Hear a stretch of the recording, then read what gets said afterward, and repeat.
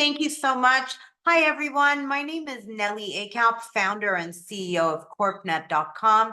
And today's webinar will be on how to set up payroll for an LLC or a corporation.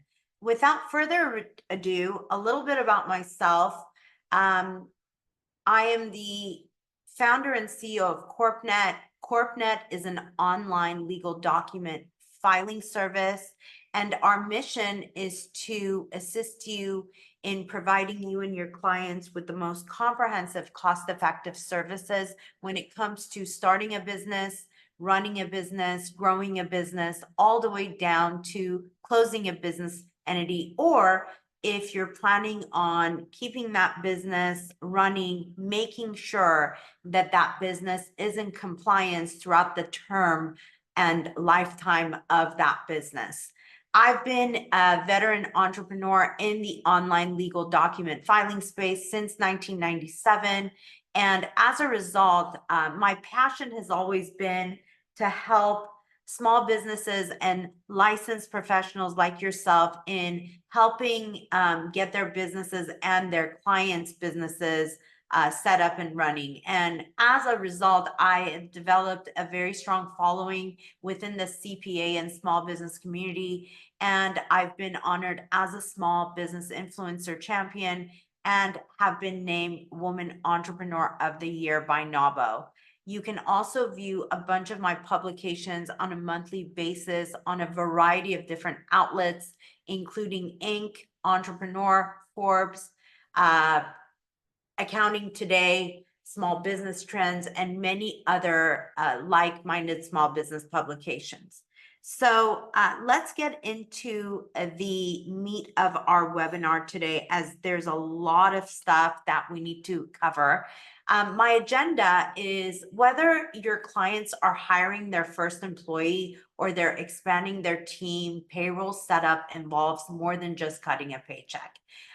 You're going to have to deal with calculating work hours, wages, salaries, benefits, wage garnishments, and withholding and paying employment-related taxes. So in this webinar, my goal is to help you understand payroll tax basics, information needed to process payroll, steps for setting up payroll, steps for processing payroll, payroll options for business owners, and considerations for hiring remote employees. For those of you who have clients that are wanting and interested to hire remote employees in any of the 50 states. So let's dive into what payroll processing is. Payroll is focused on issuing paychecks or another method of payment to employees for the work they perform. As you know, if you hire an employee and that employee is under your specific direction, you're going to have to pay them consideration for hours they've worked for you. And the way to do that is by paying them through a payroll via a paycheck. Part of the process is accurately calculating wages, regular and overtime, for workers who are paid an hourly rate. And this is for non-exempt employees, or salaries for workers who are not eligible for overtime, i.e. exempt workers. Payroll also involves calculating and withholding money for federal, state, and local income taxes, FICA, which is Social Security and Medicare tax, and other employment-related taxes and benefit contributions. Other components in payroll processing are managing holiday, vacation, or sick pay according to the company's policies, and accurately paying employees for their paid time off. Payroll processing is the same for an LLC or a corporation. There are a few minor tweaks which we will cover later in this presentation. So let's talk about payroll tax basics. Here's an overview for you. In the US, tracking, reporting, and paying payroll taxes are required legally to hire and pay employees. Some taxes must be withheld from employees' paychecks, and the employer must pay some. businesses must register for the appropriate payroll tax accounts at the state and federal levels, and sometimes the local level if there's a local withholding tax to process employee payroll and file returns. The rules and requirements vary by state, but generally payroll taxes might include federal income tax, state income tax, local income tax, FUTA, SUI, which is state unemployment insurance, Social Security tax, and Medicare tax. I've gone ahead and done a brief summary and description of each of the types of taxes, a description of them, which government entity is charging this tax and who it's paid by. For example, as you can see here, income tax withholding, these are taxes withheld from the employee's paycheck for federal income taxes owed by the employees.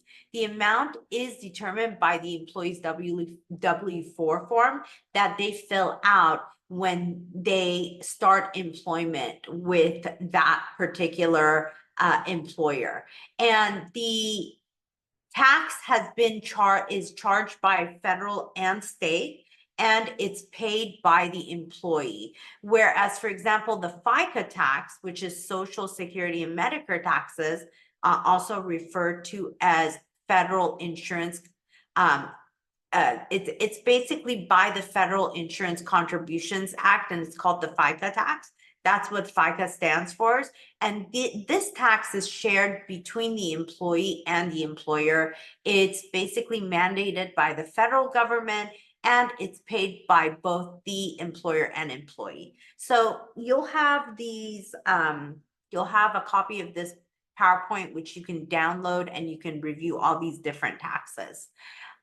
Let's talk about state payroll tax accounts. So when an employer hires an employee, they have to set up payroll tax accounts in order to be able to pay that employee by a paycheck. So you have to have certain things in place in order to be able to withhold these taxes and also pay your employee by a paycheck. And one of the first things you have to do is set up state payroll tax accounts. And typically the state payroll tax accounts are comprised of two different accounts. You have your state income tax account that you have to set up, which is the SIT. This one is basically, it stands for state income tax withholding. It's a required tax applied to an employee's wages. Small business owners are responsible for deducting SIT from an employee's gross wages and submitting this tax to the state's tax agency. And all states require the SID withholdings except for the following states, which are Alaska, Florida, Nevada, New Hampshire, South Dakota, Tennessee, Texas, Washington, and Wyoming. Again, you don't have to memorize these. This PowerPoint handout will be available for download. The other state payroll tax account that has to be set up prior to an employer being able to pay an employee by paycheck is the state unemployment insurance, also referred to as the SUI, state payroll tax account. So if you hire employees, you're required to pay SUI taxes on their wages, which is the state unemployment insurance taxes on their wages.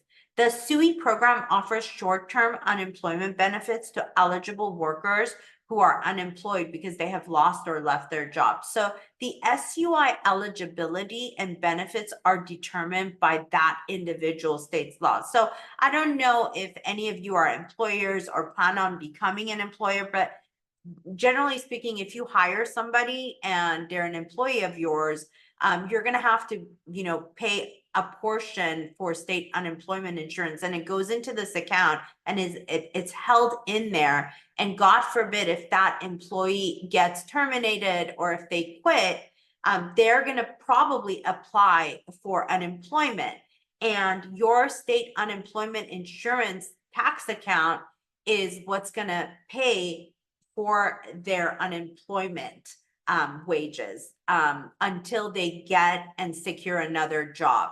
So the state unemployment insurance is, again, required in most states, and the eligibility and the benefits are determined by that individual state's laws. And also keep in mind, employer taxes associated with the state unemployment insurance also vary by state.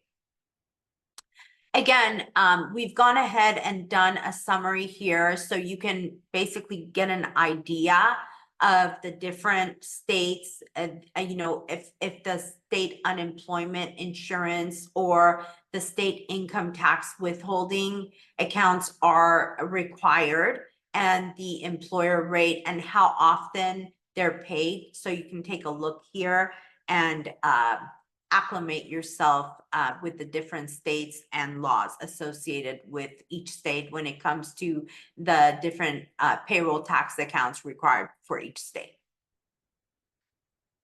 So right now we're in time for our first polling question. I'm going to go ahead and hand it back over to you. First polling question is on your screen now. Please go ahead and submit your response.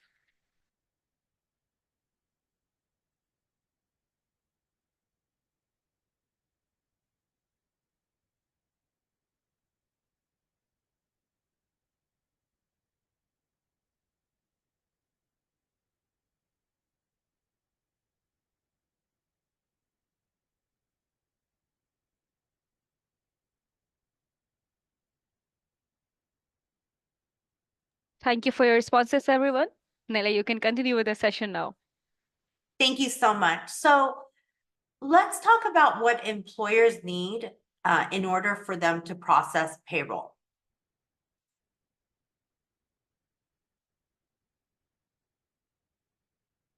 So first and foremost, in order for an employer to be able to process payroll, they're going to need to have a tax identification number.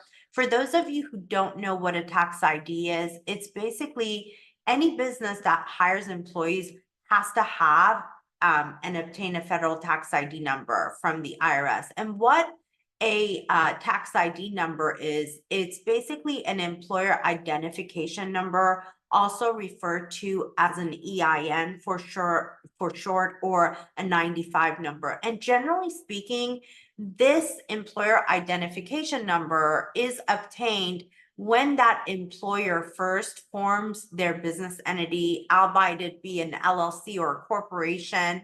And generally speaking, once that corporation or LLC is formed, the next step is for them to obtain a tax ID number, which is really the social security number for that corporation or the LLC. And it's a way for the IRS to identify all of the transactions for that corporation or LLC by and through that EIN number. So you can apply for an EIN online if your principal business is located in the United States or in one of the US territories.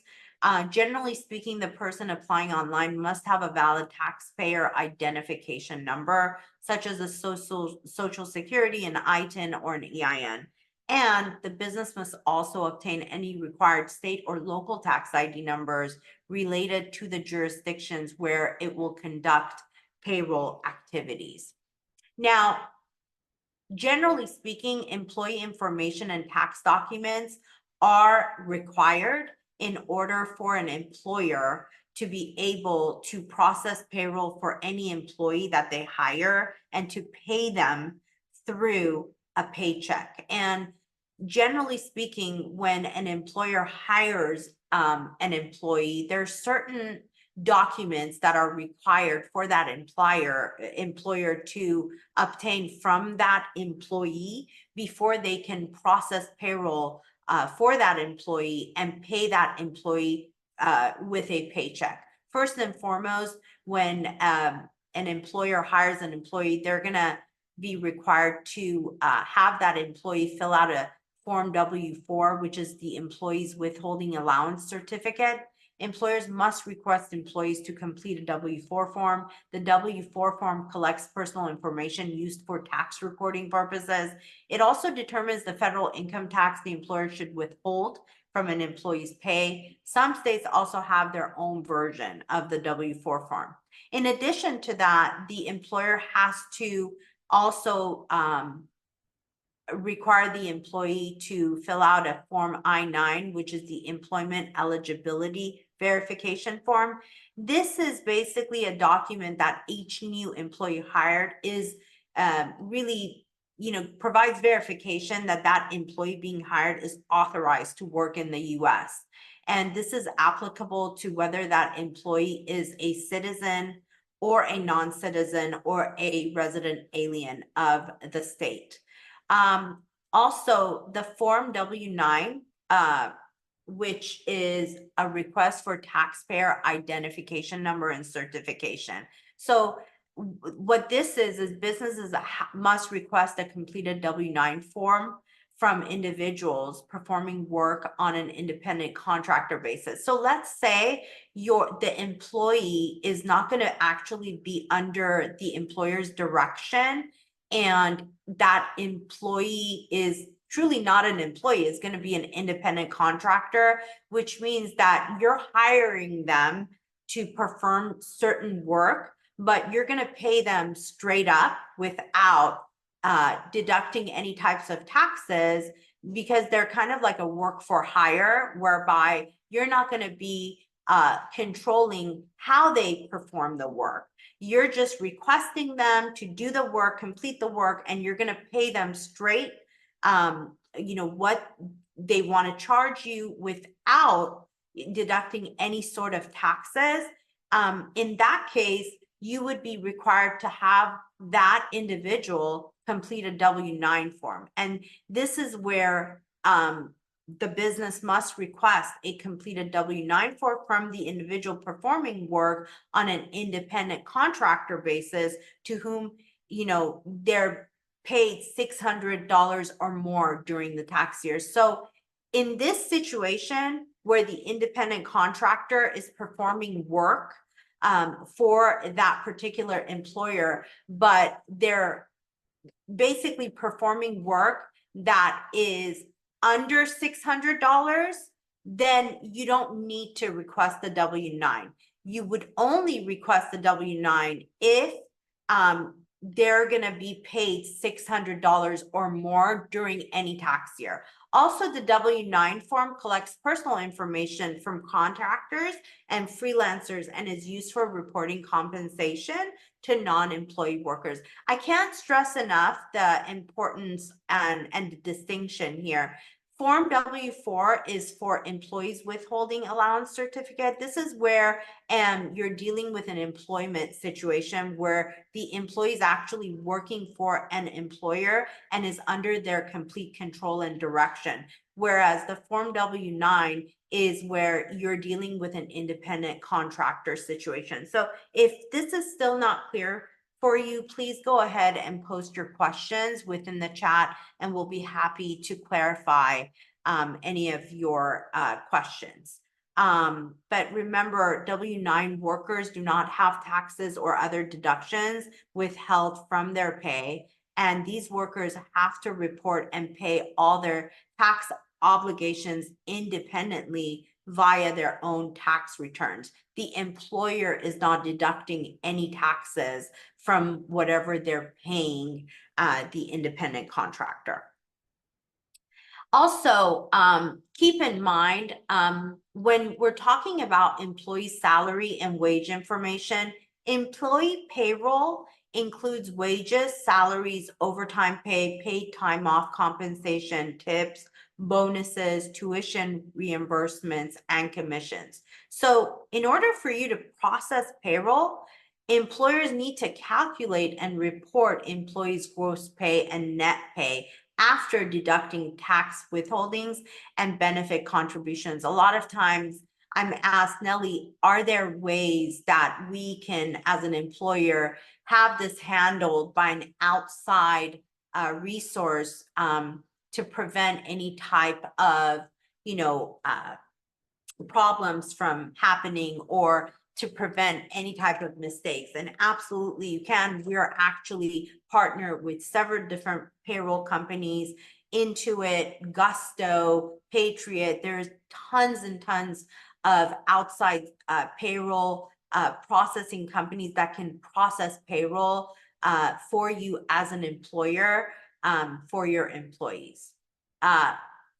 So with that said, let's go ahead and talk about health insurance and retirement plan documentation. So generally speaking, when an employer hires an employee, as part of their benefits, they may be offering health insurance benefits or other types of benefits such as retirement, 401k, et cetera.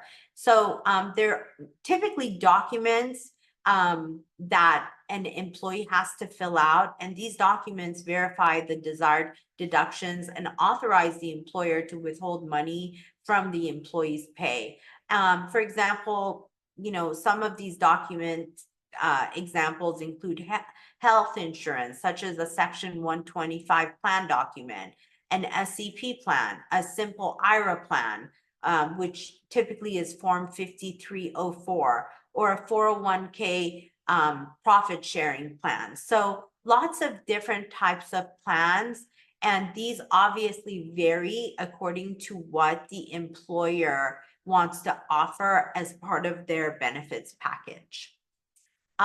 We are now in time for our second polling question. Back to you. Second polling question is on your screen. Please go ahead and submit your response.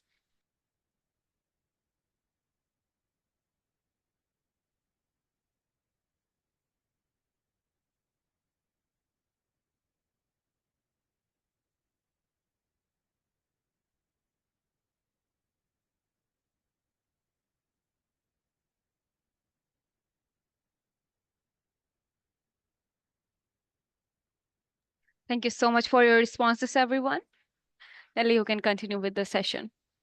Thank you so much. So one of the things that I want to make sure we all understand here is that in order for an employer to be able to process payroll and pay that employee, oftentimes the employee will want their paycheck to be processed electronically and deposited into their bank account.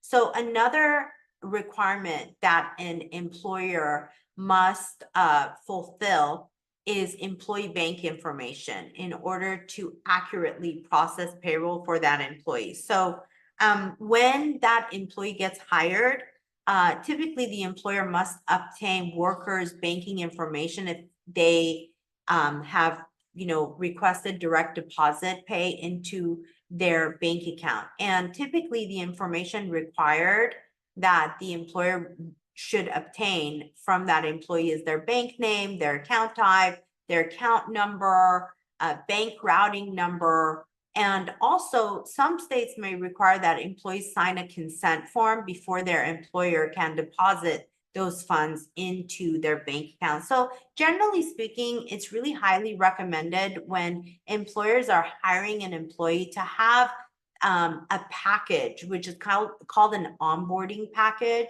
typically created by that employer's HR department, that really is able to gather all this information from the employee, including all their tax docs, their W-4 form, their I-9, and then direct deposit information for them to be able to process payroll and deposit that paycheck into that employee's bank account. Let's talk about workers' compensation insurance. So workers' compensation insurance, also abbreviated workers' comp, is a form of insurance that employers in most cases are required by law to purchase. So again, this is one of those requirements that employers are required to take to accurately set up payroll. A workers' comp policy covers costs resulting from employees' work-related injuries and illnesses. And if a business or an employer has hired employees, and those are actual employees that are working for that employer, by law, most states require that employer to have workers' compensation insurance.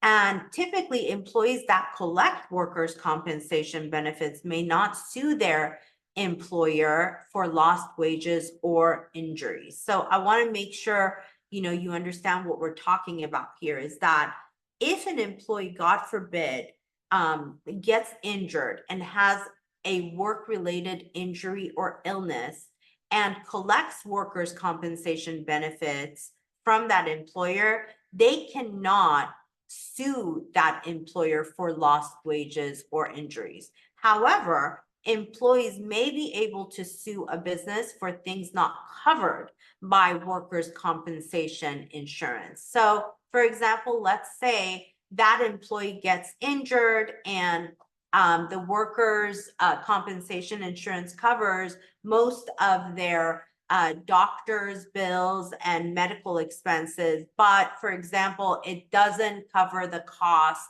of them getting physical therapy or having to get other sorts of help in relation to getting them back to health. Anything that's not covered by that workers' compensation insurance, that employee has the right to recover by making a demand and filing a complaint against that employer. For most employers, though, workers' compensation is administered through a state mandated program. For federal government employees, workers' compensation insurance and claims are handled through the Federal Employees Compensation Act, which is also referred to as FECA.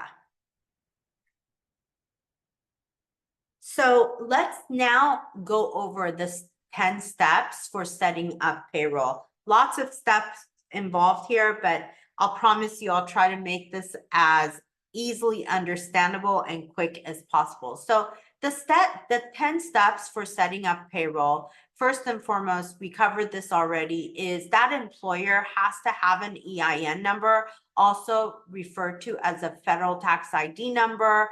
And if they don't, they have to obtain one before they can set up their payroll tax accounts. Number 2 is applying for state and local tax ID numbers if it's required by that state. This includes a state unemployment tax ID if required in that state, and also the state income tax withholding account. You also want to set up a payroll bank account.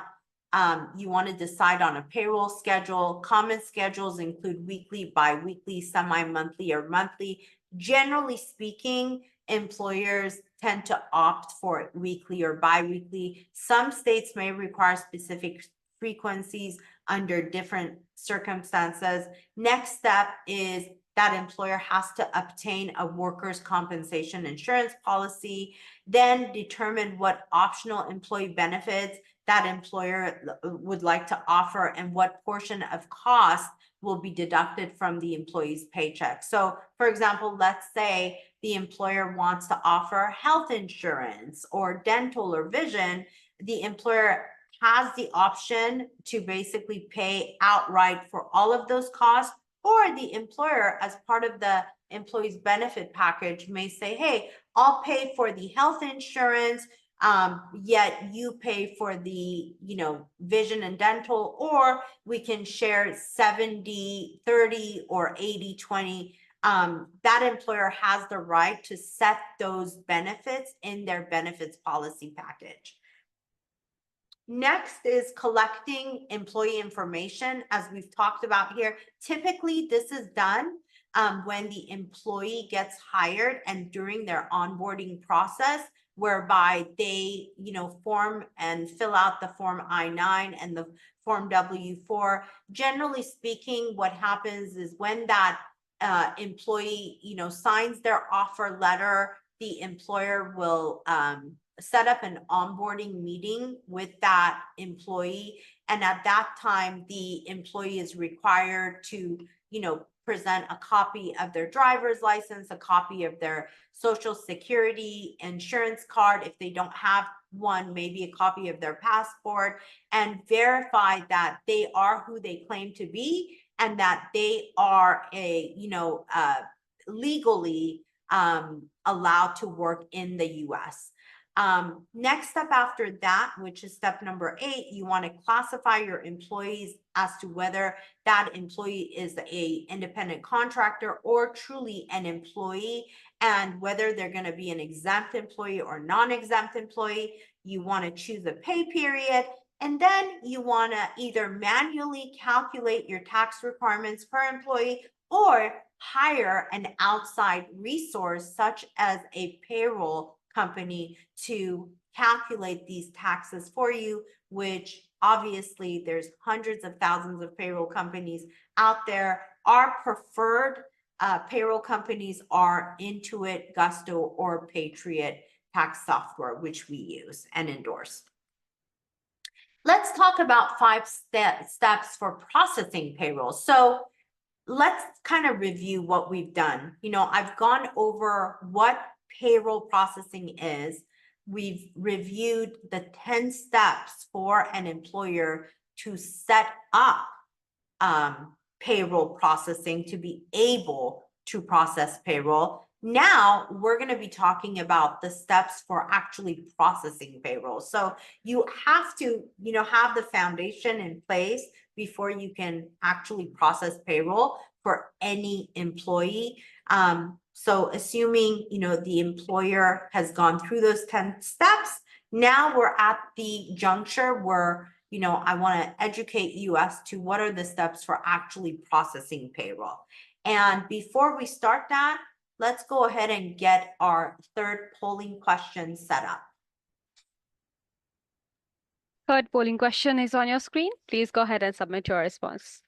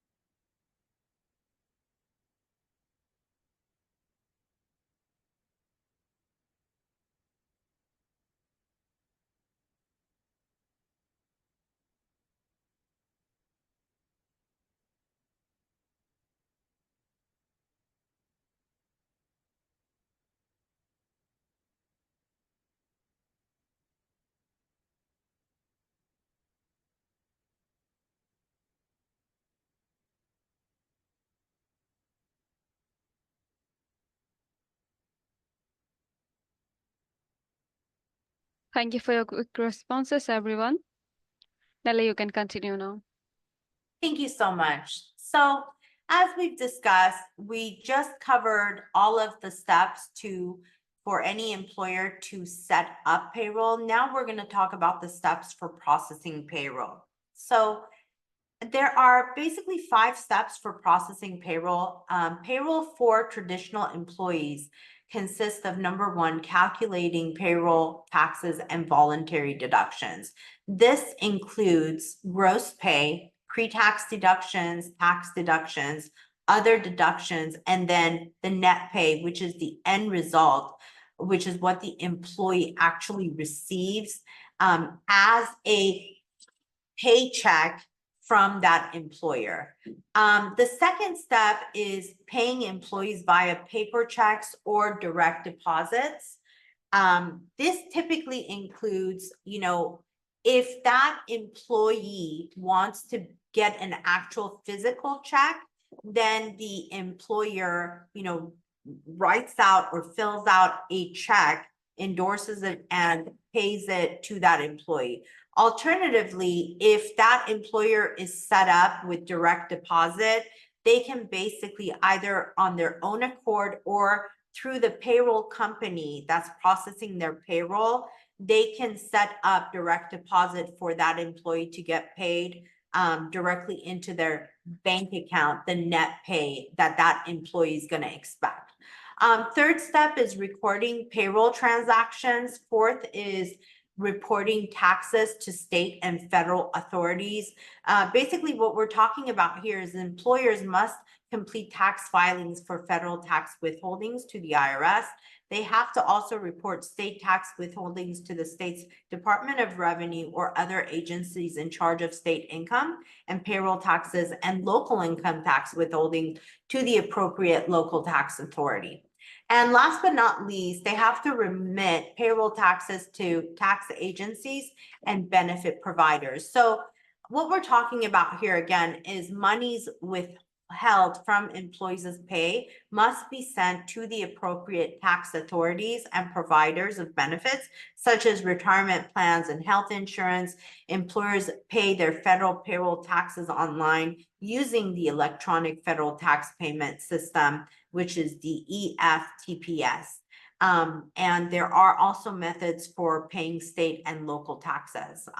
What I really want you to take from here is that when employers withhold taxes from the employee's paycheck, that money needs to go to the tax authorities.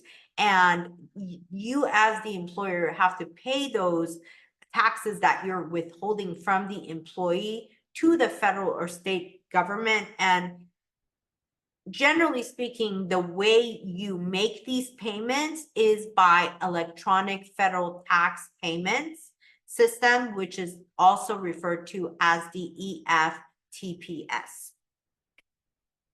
Now, again, let's talk about important federal forms that employers and employees have to abide by. There's Form W-2, wage and tax statement. This is basically a report that reports the employee's annual wages, salaries, and any taxes withheld from that compensation. So a W-2 form is generally a form that the employer fills out at the end of each year and by law is required to send to an employee so that the employee can file their yearly taxes, with the IRS. So employers must accurately be able to, fill out this W-2 form and timely send this W-2 form to the employee so that the employee can file their taxes on time. Another form is Form W-3, which is transmittal of wage and tax statements.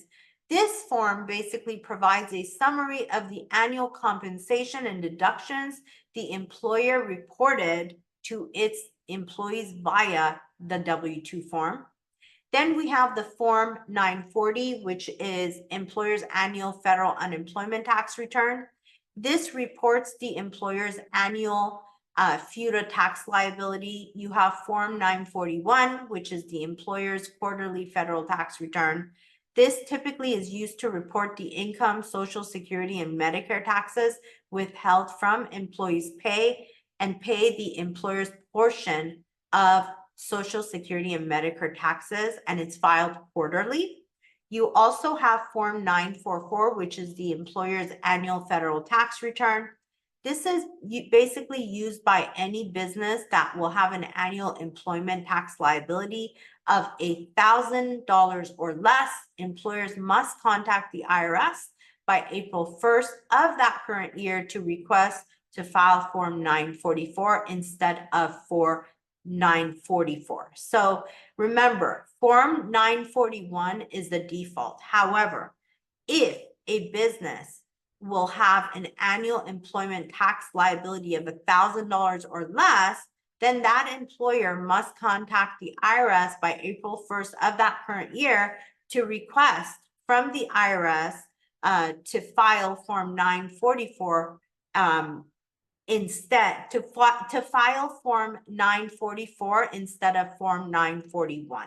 Okay, there is a discrepancy here, so I want to make sure we are basically clear as to what forms are supposed to be filed. If you're an employer and you're going to be reporting at employment tax liability of $1,000 or more, then you're required to file Form 941. However, if you're an employer and your employment tax liability is $1,000 or less, then you can basically contact the IRS and have them waive the requirement of you filling out Form 941, and instead you file Form 944. Important, there are other important federal forms. Obviously, I'm not going to go over all of these. You can review them, on your own, because this PowerPoint will be eligible for download. But make sure you get yourself acclimated to all of these different forms as an employer if you're planning to have employees. You also want to make sure that you're setting yourself up for success as an employer, or if you have clients that have employees, you want to make sure that you're setting them up for success and you're preventing them from any type of payroll tax penalties or illegal activity, because all payroll taxes have to be deposited with the government in a timely manner. Employers have the responsibility to file employment-related tax returns and deposit employment taxes according to set deadlines. And, if you fail to make a timely deposit, you as an employer may be subject to a failure to deposit penalty of up to 15%. Also keep in mind, if it's not you yourself as the business owner doing this and you've hired responsible staff in the company to do this, well, guess what? If they fail to deposit the amounts withheld from the employees' paychecks, they may also be subject to 100% personal liability.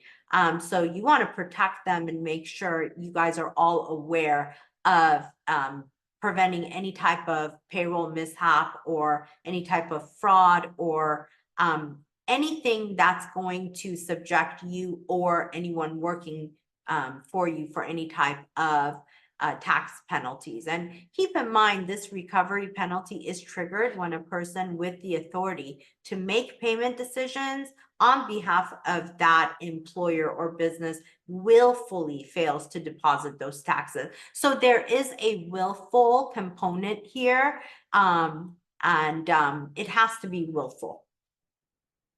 So let's talk about, tips of how employers can control costs, because let me tell you, as an employer myself, those employment costs can get very hefty. So a way for, cutting down cost or preventing your payroll taxes and payroll to be really high is, one option is to hire independent contractors.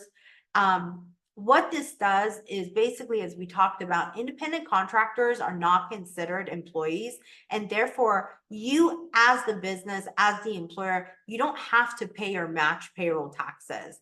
However, you got to be careful to stick to the guidelines established for independent contractor status, because the IRS and or if you're dealing with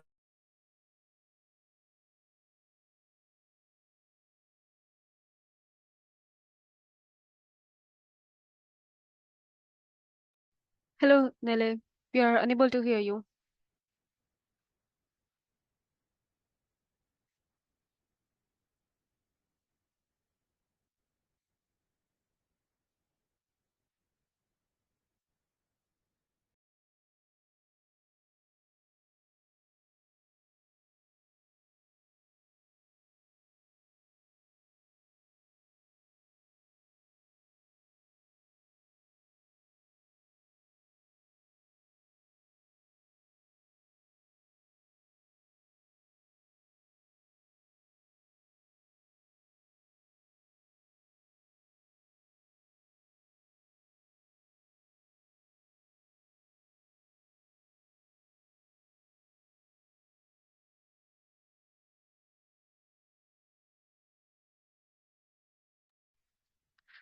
I'm sorry for the interruption, everyone. It seems there is some technical issue from presentation. Please allow us a few minutes.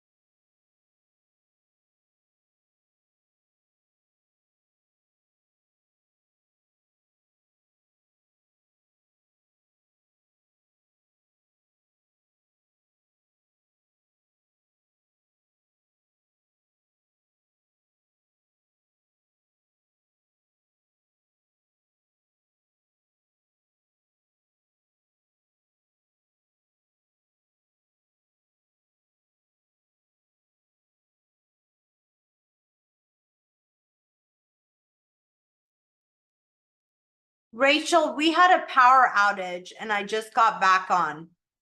No worries, it's completely fine. You can continue with the session.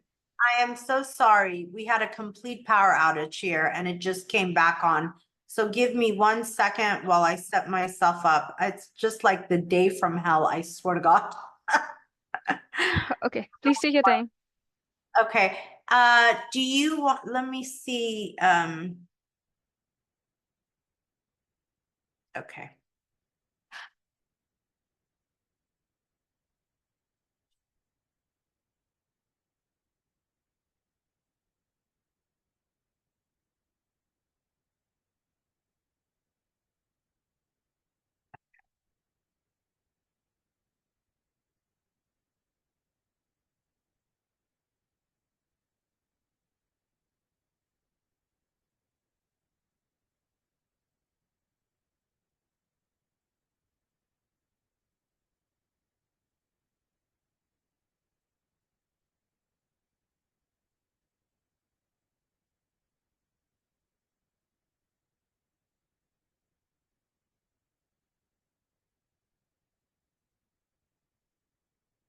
Okay, can you hear me? Hello? Yes, I can hear you and see your Okay, screen. Yeah. awesome. Are we recording? Yes. Okay, thank you. My apologies, everyone. We had a really bad power outage here, so forgive me. I just had to get back set up. We were talking about tips for controlling costs as an employer and how, as an employer, you can perhaps, cut down costs and ways of cutting payroll costs. And one way is to hire an independent contractor instead of that person providing those services to you to be an employee. Because as an independent contractor, independent contractors are not considered employees, and therefore your business does not have to pay or match payroll taxes. However, you have to be careful to stick to the guidelines established for independent contractor status, as the IRS and or the state's tax boards could come after you for back payment of employer taxes. And typically when we see this happening is that employers will characterize an employee as an independent contractor, whereas that employee is not an independent contractor. And they'll do this in order to save on having to pay payroll taxes for that employee. But again, IRS has strict guidelines, and if you mischaracterize someone who's a true employee as an independent contractor, you as the employer can get into a lot of troubles. However, that is one option of controlling payroll costs if you truly hire an independent contractor, and if that independent contractor meets the guidelines as established by the IRS. That is one way of cutting payroll costs and saving on payroll taxes. Another option is electing S corporation status as a business owner. So S corporations are structured as a pass-through business entity, which means profits and losses are passed through to the company's owners / shareholders. And S corporation owners are also considered employees of that corporation. So their taxable salaries can be lowered significantly, and there are fewer payroll taxes to be paid. So here's another option for cutting payroll taxes. If you're a business owner, if you're a corporation or an LLC, electing S corporation tax treatment can save you as an employer on payroll taxes. Now, a lot of you may be like, okay, I'm ready to, start hiring employees, but I really don't want the headache of, processing payroll. Can I outsource this to a payroll company? And there are tips for making payroll easy for you as an employer. There are payroll software that you can purchase that allows you as an employer to onboard employees online and pay workers via direct deposit instead of by paycheck. There are also some software services out there that automatically calculate state and federal taxes while also handling your tax filings and payments.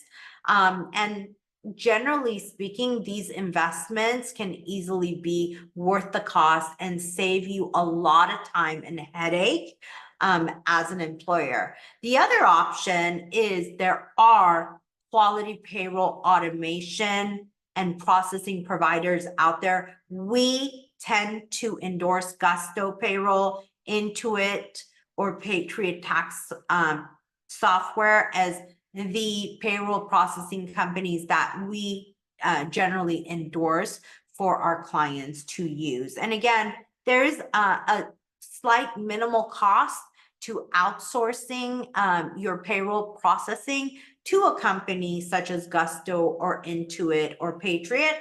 However, it's well worth the cost. Now let's talk about considerations for paying business owners, okay? Now, what we're talking about here is, you know, as an owner, what payroll options do you have, okay?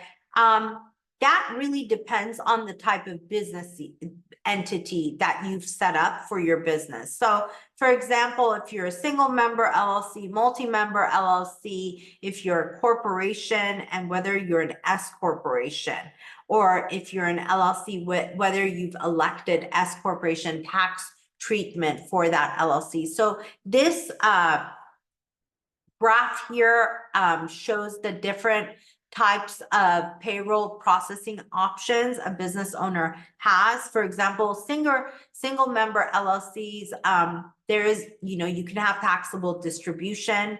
However, with a single member LLC that has not opted for S corporation tax treatment, you as owner of an LLC cannot be an employee of the LLC. Therefore, you know, you cannot take a paycheck from that LLC. The only viable option for you as a member of that LLC is to take a draw. Well, unfortunately, by taking a draw from that LLC, you as a member of that LLC are going to be subject to paying higher self-employment taxes, okay? This is similar and it's applicable whether you're a single member LLC or a multi-member LLC, because with LLCs, unless that LLC opts to be treated as an S Corp or a C Corp, members of an LLC cannot be employees of an LLC. And therefore, their only way of taking a salary from that LLC is by taking a draw. And by taking a draw, you have to pay higher self-employment taxes. How do you get around this? That LLC, albeit it being a single member or a multi-member, can opt to have that LLC treated as an S Corp or a C Corp. And by doing that, now that member can put themselves on payroll and take a paycheck out of that LLC. Because as you can see, if that entity was an S Corp or a C Corp, okay, there are now salary options available to that business owner, and the reasonable compensation standard applies as well. So let's talk about that for a minute. So let's say you're an employer, okay, and you want to take a paycheck out of your corporation or an LLC, and that LLC is an S Corp or is a corporation and taxed as an S Corp, and you as the owner want to take a paycheck. Well, guess what? You got to take a paycheck which is reasonable, meaning you got to take a reasonable compensation as an employee of that corporation or LLC taxed as a corp, as a paycheck. You can't take a measly compensation through paycheck and then take the rest as a distribution. A lot of business owners will do this to try to save on paying taxes, but guess what? It's going to flag the IRS and it's going to flag your business for the IRS to audit you. So keep in mind and beware. If you're a business owner and you're going to want to put yourself on payroll, you're going to have to take a reasonable compensation as a paycheck from that corporation or LLC in order to prevent the IRS from coming after you. Owner payroll for limited liability companies. Okay, so again, we've talked about this. If your business is an LLC, okay, LLCs are basically it's a hybrid between a corporation and a proprietorship. It gives you all the benefits of asset protection and liability protection that a corporation offers, but it's treated as a proprietorship for tax purposes when it comes to specifically payroll processing. So a straight LLC, whether you're a single member LLC or a multi-member LLC, you can't take a paycheck from that LLC because members of an LLC are not employees of an LLC. Therefore, you're only limited to taking a draw from that LLC. And typically, you're going to have to pay higher self-employment taxes. Okay.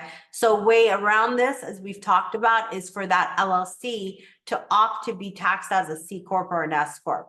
If that LLC qualifies to be taxed as an S Corp or a C Corp, then what happens is that LLC member can now put themselves on payroll and take a paycheck as an employee of that LLC to prevent having to pay those higher self-employment taxes.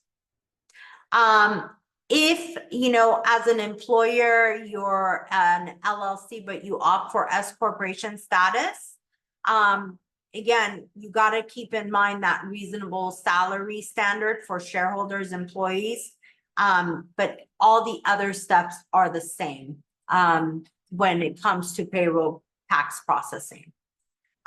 Let's talk about defining reasonable compensation. We went through this a little bit, but again, reasonable compensation, what we're talking about here is S corporation owners or LLC members that are being taxed as S Corps or C Corps who perform more than just minor work for the business typically need to be on payroll because they have to receive a reasonable salary. So owners who take a salary that's below market value for the services they perform or claim, all their income through shareholder distributions may be audited and penalized by the IRS. So again, if you're going to take a paycheck as an employee, you got to take a reasonable salary through paycheck.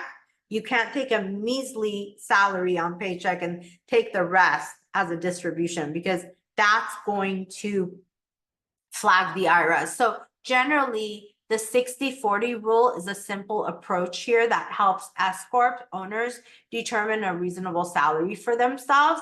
Using this formula, they divide their business income into two parts with 60% designated as salary and 40% paid as shareholder distributions. Now, let's talk about considerations when hiring remote employees out of state, okay? Again, we're coming up on time, so I want to go through this. Generally speaking, and especially with the onset of COVID happening, as we all know, a lot of businesses opted for remote employment and hiring employees remotely or even from other states. Essentially, employers must withhold and or pay the same types of taxes for out-of-state employees as they do for in-state workers, which includes the federal income tax, the FICA tax, the FUTA tax, state income tax, the SUI tax, or in some cases, the SUTA tax, and also local income taxes. Also, state payroll laws. There are also state payroll laws that an employer must follow. So again, when an employee doesn't live in the same state as their employer, the payroll taxes of that jurisdiction where the employee lives and works apply. So if an employer has a remote employee across state lines, it has to register to report and pay payroll taxes in the employee state where that employee resides. For example, let's say ABC Flooring Solutions in Alabama hires a remote employee in Georgia, that company must register for payroll tax accounts in the state of Georgia because that's where the employee resides.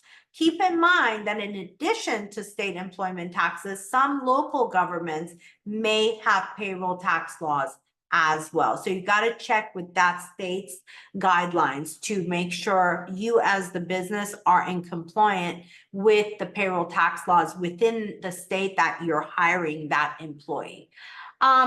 Lot of times, what happens is, let's say you're a business and you want to hire a remote employee and that employee is not within the state that the business is set up in, and that business wants to hire an employee within another state. Well, guess what?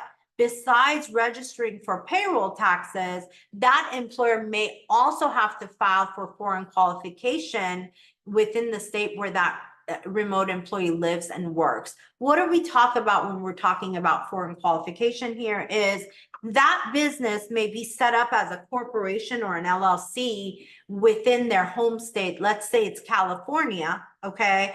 But now they're hiring an employee in the state of Georgia, and that employee is doing a ton of transactions within Georgia, and that employer is not only hiring one employee but multiple employees. Well, guess what?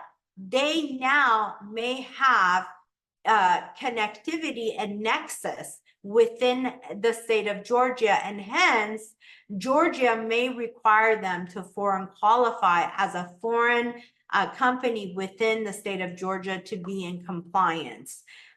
So foreign qualification becomes an issue here, and it really becomes a requirement if that company has nexus within other states that it's transacting business in. So nexus is really what the employer has to determine is in order to determine if their corporation or LLC is going to have to foreign qualify within other states. So the true test is whether there is connectivity within those other states. Keep in mind, nexus, simply status is again connectivity to a state that business has. Physical nexus can mean employee was hired in the state to generate revenue, or the employer has an office, warehouse, or store in that state, and that will constitute nexus. But keep in mind, nexus rules vary from state to state, so it's important that businesses research, understand, and comply with the laws in any state where they're hired remote employees. And we have a great handbook on nexus, all the way from what it is, how it's defined, and whether a business, what that business needs to go through to determine if they have nexus with any other states other than the state that they've set up that corporation or LLC within. Again, keep in mind, opportunities lead to added complexity. So employers have to register for payroll in the states where their remote employees work. And again, depending on the state where you or your client's business is domiciled, payroll taxes in a remote employee state might be more or less than what you pay in your home state. So again, you got to do the research to make sure you're in compliant. We have a ton of helpful resources here at CorpNet.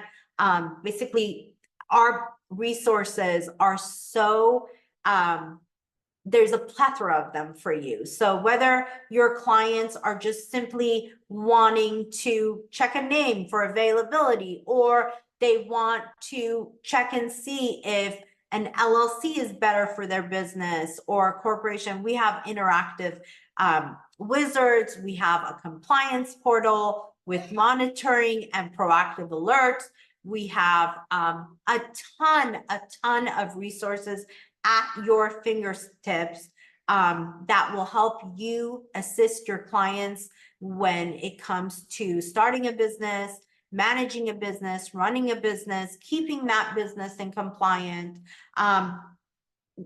whether you want to set up payroll tax accounts. We have payroll tax registration services in every state, including services for local tax filing. So you name it, we have it, and we're your partner here when it comes to setting you and your clients up for success. In addition to that, if you're a CPA or a financial service provider or financial advisor, or any type of a business that is assisting clients with any type of financial advisory services, you can also become a CorpNet partner and offer our services to your clients in the form of a white label reseller or a referral partner. And oftentimes, as I'm doing all these webinars and talking about our services, the listeners like, how can I offer these services to my clients? And our partner program is very interactive. It's designed to, allow you to resell, to attract more clients, increase revenues. You can offer, more services to your already, service offerings. You can basically, refer to enhance your services. So if you're looking for, a side hustle, or if you're looking to attract more clients, prevent your clients from being poached by your competitors, the CorpNet Partner Program is the way to go. It's pay-as-you-go service. There's no setup fees. There's no, annual fees. It's a pay-as-you-go service, and we've designed the program that it fits your needs however you see it working for you. So if you're interested in offering incorporation, business filings, payroll tax registration services, or corporate compliance services, check out the CorpNet Partner Program at www.corpnet.com/partners, or feel free to give us a call and talk to one of our acquisition specialists. They can demo the partner program for you. It's definitely a way where you can enhance your services, and you can definitely add a stream of revenue to your already list of services that you offer to your clients. In addition, it will really, really enhance your advisory services, and your clients will love you for this. So without any further ado, I'm going to go ahead and hand it over back to Rachel for our last polling question. Rachel, back to you. Last polling question for this session is on your screen now. Please go ahead and submit your response.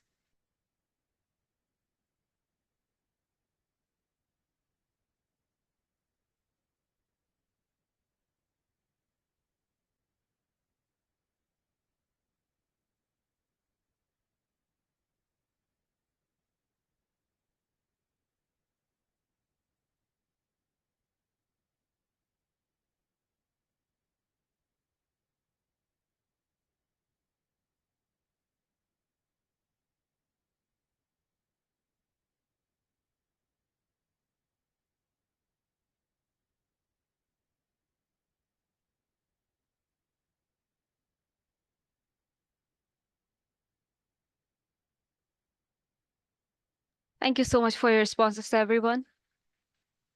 Thank you so much, Rachel. Again, it has been an absolute pleasure presenting to the MyCPE platform. My name is Nellie Akalp. I'm CEO and founder of CorpNet. Should you have any questions, visit www.corpnet.com. You can also reach out and email your questions to info@corpnet.com, or simply pick up the phone, dial 1-888-449-2638. If you have questions about our partner program, again, feel free to reach out to us, or hop on to CorpNet at www.corpnet.com/partners. I also want to just reiterate, we have a mandatory federal requirement that's coming up that businesses must file by January 1st, which is the beneficial ownership information requirement. Again, in addition to our plethora of services, whether you have one client, multiple clients, thousands of clients, we offer beneficial ownership information report filing for any of your clients in any of the 50 states. Again, we can do it as a bulk service where we can file multiple filings for your clients who have multiple businesses, or if it's simply one. But if you have clients that are looking to file their beneficial ownership information report, which is a mandatory federal requirement that has to be filed on or before January 1st, 2025, again, please come to CorpNet. We have a plethora of information on this, and not only we can educate you so you can educate your clients, but we can also take care of the filing for you. It has, again, been an absolute pleasure presenting to this community. Best of luck to all of you. And again, we'd love to service all of your document filing needs here at CorpNet. Thank you so much. Thank you so much for joining us today for our webinar on My CPE. I hope you found this session informative. I'd like to extend a special thank you to our presenter, Nellie, for sharing her expertise and insights with us. Thank you again, Nellie, for this amazing session. Thank you, Rachel. Have a great day. You're most welcome, and you too. One more important thing, everyone, to get your credit certificate, you will receive an evaluation form within next 24 hours after the completion of this webinar, provided you have answered all the polling questions.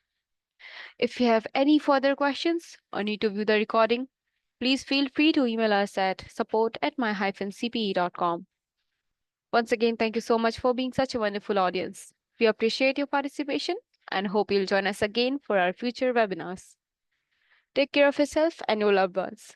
Stay safe and stay healthy. Have a great day ahead. Thank you.